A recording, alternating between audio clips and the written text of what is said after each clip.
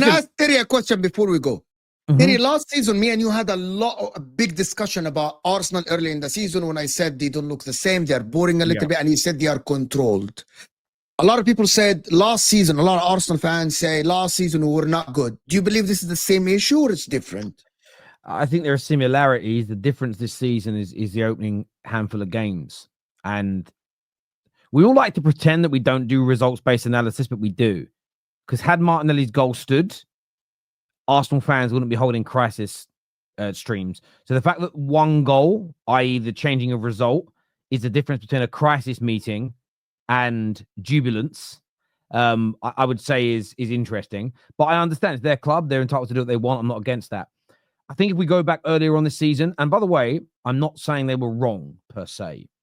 I feel the red card that Saliba was given was right, but it was a mistake from him and a mistake from Trossard.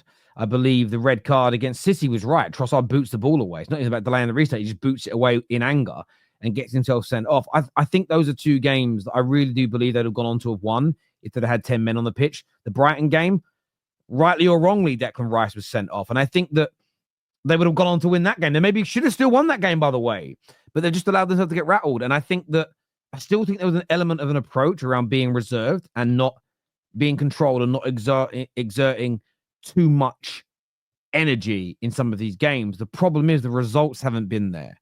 And after the international break, you saw Arsenal come out with a lot more fire, moving the ball a lot quicker, and they won those first 4 games, including the Champions League match against Sporting, which is a very good result. I don't agree with everything that's being said. I will say that there were the first 10 minutes against Fulham, they moved the ball quickly. I thought you looked at it and went, they're going to win this easily. And then it slowed down. There was something that was missing from the game. I don't know whether it's Arteta telling them to do it or not, because they started off at a fast pace, but they've got to move the ball quicker. They're capable of it. We've seen them do it before. They find themselves behind. They're not in a position where they're 1 or 2 points behind or level on points or leading. They are behind by currently 6 points that could stretch to 9 points if Liverpool win their game in hand. So they've got to put their foot down on the throttle now. So I believe there's elements that are similar, but they haven't been as good this year, and they haven't been as good. And some of it's been discipline, and then some of it has been games that they could have won, but they haven't taken chances. And you've got to criticize. They're going for a title, so you nitpick the difference. But I do think there is an element, and I think a lot of Slot's been praised for it all year.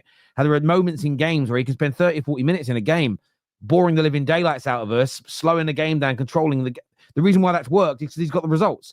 If Slot would have played like this, but 2 or 3 of those wins, they would have conceded late, or Salah was ill-disciplined and got sent off, or Gravenberch was ill-disciplined and got sent off and they went on to draw the game or lose the game, the rhetoric around Slot's season would be different as well. And I think but look at what Slot said publicly. I'm not just defending him here. Just genuinely look at what he said publicly. He said the performance, number one, he said the performances are not good enough if we are to be taken seriously in this competition.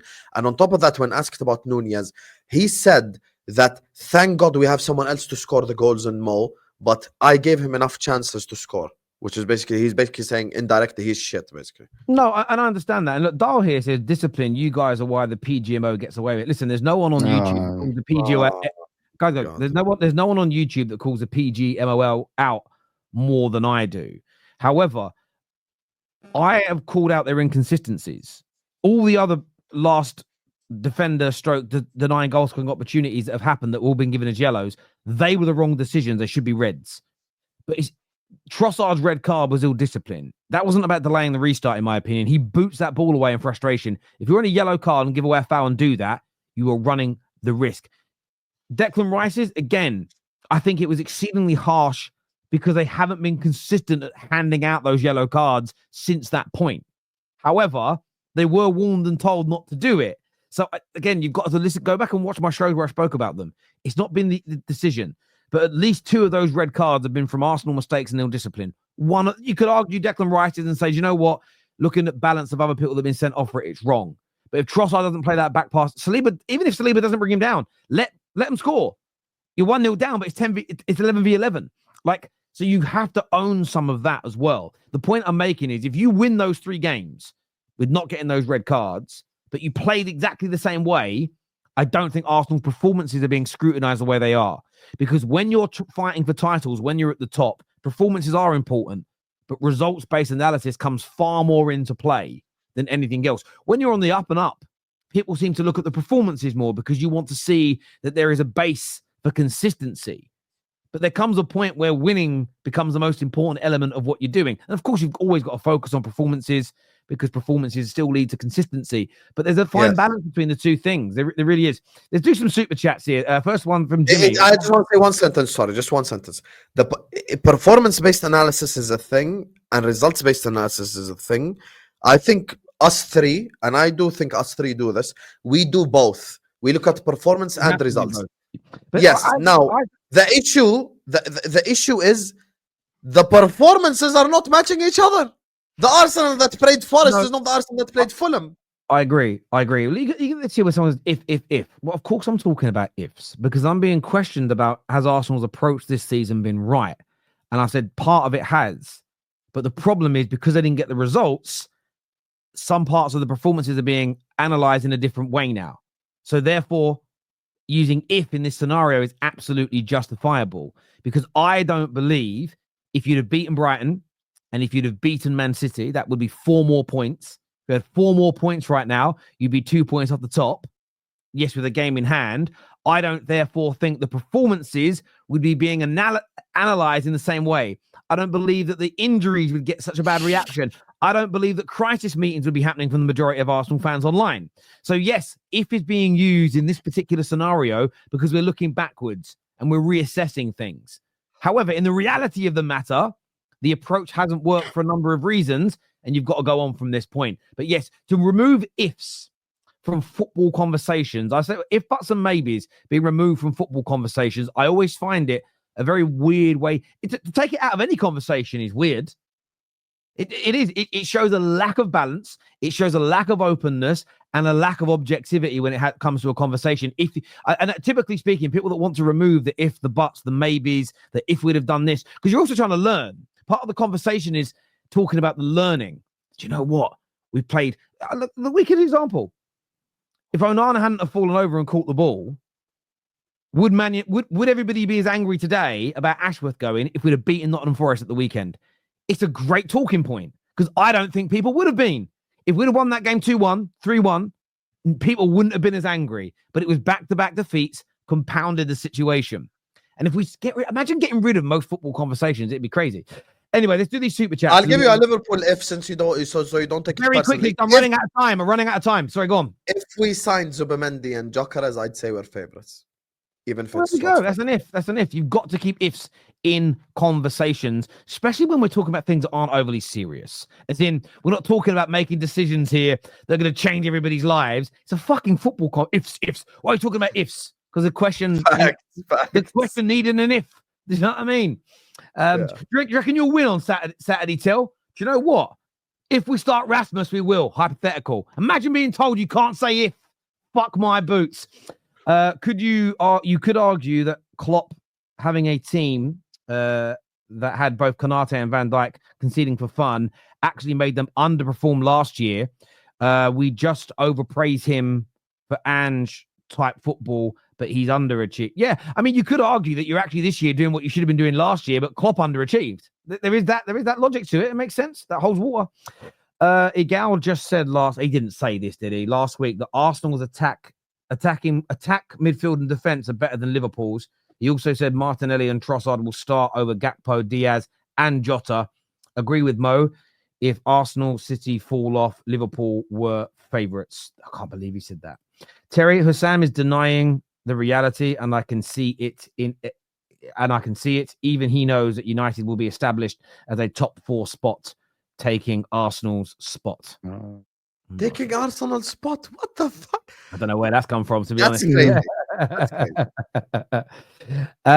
This here says, when is Liverpool and Chelsea considered as title favourites? Now, January, February, later? March.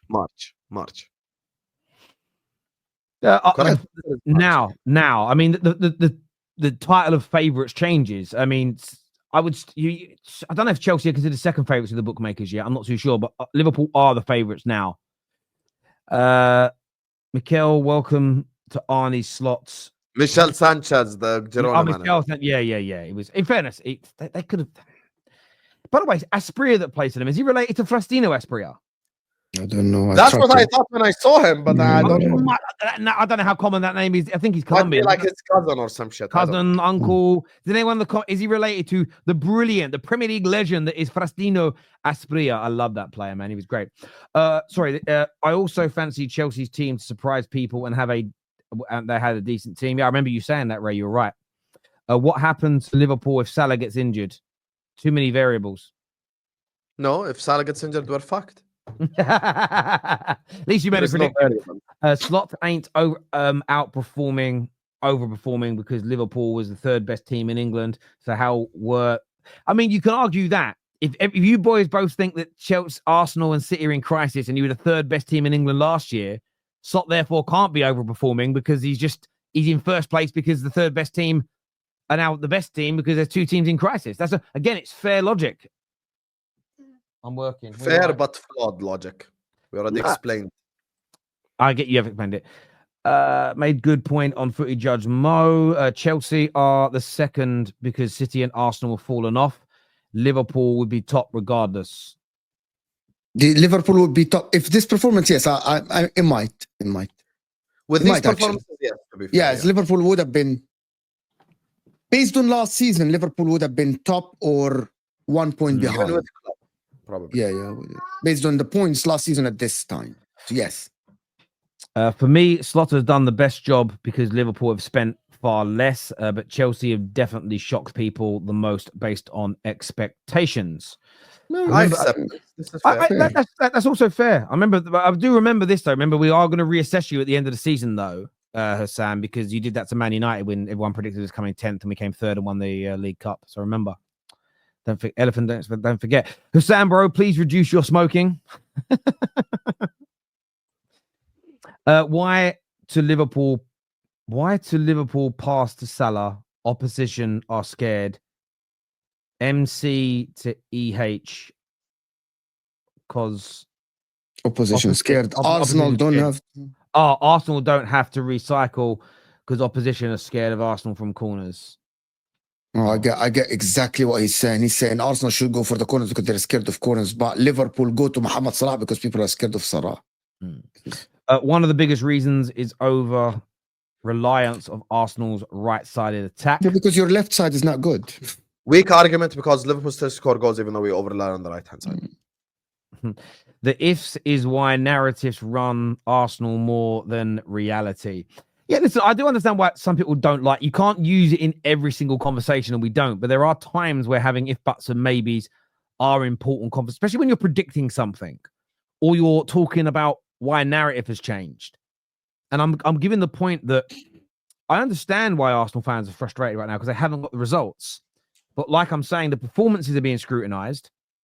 I just don't believe if a few results were different, people would be as angry with the performances because the results would be there.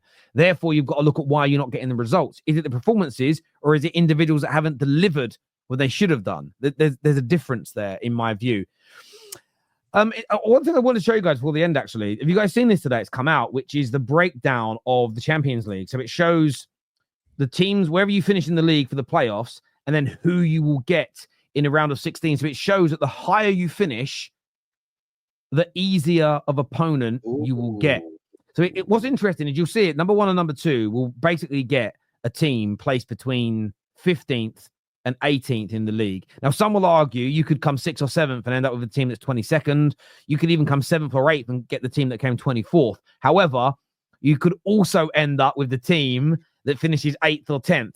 So if you finish, the higher you finish in the Champions League this season, it almost certainly guarantees the easiest draw. I really like this seeding element. It's like tennis. It's a bit like tennis where the higher you are in the rankings, on paper, the easier the team you play is. And I think that's the right way to do it. Fucking hell. 16th is Atletico, 17th is Milan, 18th is Real Madrid. Yeah, thanks. Cheers. I'm top of the Champions League for no reason whatsoever. I'm going to get fucking Madrid. Yeah, I mean, but when they set it up, though, nobody would have predicted. If somebody would have said Real Madrid are going to be 18th come the end of this thing, everybody would have said you were mental. But they'll probably turn that round. Predicted because he has standards. Yeah. Yeah. Yeah. Yeah. They're about to go top of the league, aren't they? Listen, boys, always.